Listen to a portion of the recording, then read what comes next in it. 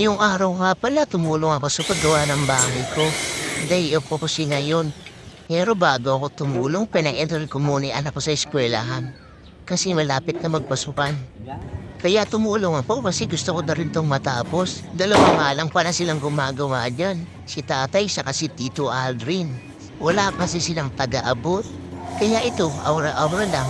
Marami kasi itong katrabaho, aura-aura lang din. Sila yung mga auraman. Bali, nagkakabit na nga kami ng dingding dito. Puro hardplex nga pala yung pinalagay ko sa labas, tapos sa loob, tayo ipalalagay ko. Medyo winapush nga yung isang hardplex, kaya ito kailangan namin humati ng isa.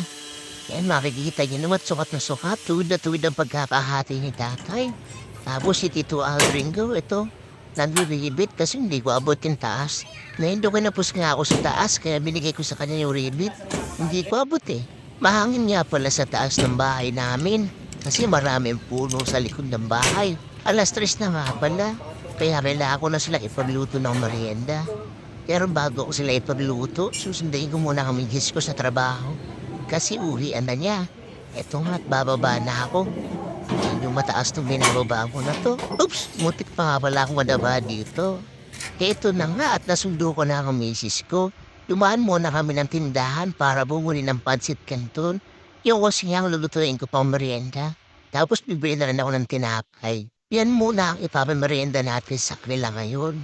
Kasi wala pong sahod si Mr. G. Ayan, bariya na nga lang yung sinupi sa akin.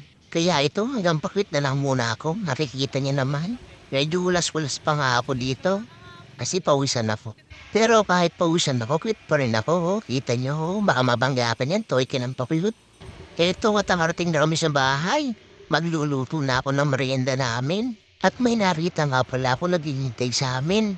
Hinihintay yung meriendang bilhin namin. Kaya ito, ipapakita ko na siya kung sino. Siya nga pala si Candy, ang pogi kong anak. Yan, di ba? Babay na.